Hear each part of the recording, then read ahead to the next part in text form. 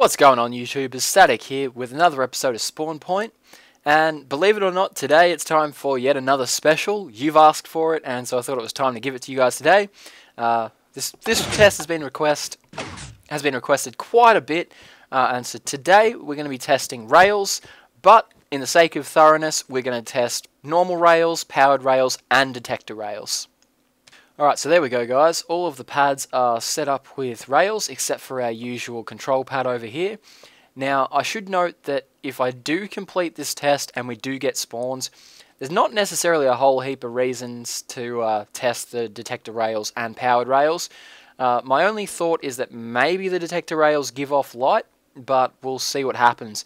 I'll probably still test them anyway just to dispel any comments about, oh maybe mobs can spawn on detector rails or powered rails, but that being said, if we get spawns on both normal rails and detector rails, or both normal rails and powered rails, there's no real need to test the third rails.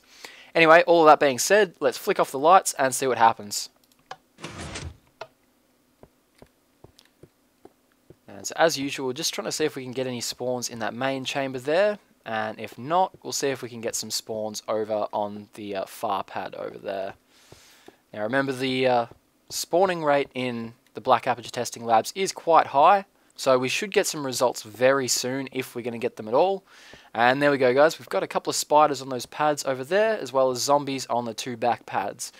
So it's pretty conclusive evidence that mobs can indeed spawn on the normal rails. Let's just test the powered rails next. And there we go guys, we've got our powered rail test set up, and as you can see, all the powered rails are powered. The reason for this is that there's no real reason to test them in the unpowered state, as they are essentially the same thing as the normal rail, except that they act like a brake. Other than that, other than the different effect that they have on the minecarts, they are really not such a different block. So the only difference that I can see between powered rail and the normal rail is if perhaps the powered rail gives off light, and maybe that might hinder spawning. So let's flick off the lights and see what happens. Okay, so it does look like there's a little bit of extra light in the pads, but I have a feeling that might be more from the redstone torches underneath the pads that's powering the rail, as opposed to the rail themselves. And as you can see, we do indeed get some skeleton spawns up the back of the pads there, which means that mobs can indeed spawn on both normal rail and powered rail turned on, which means that they will most likely, or more than likely, spawn on powered rail turned off and detector rails. So I don't think we'll need to conduct those two tests.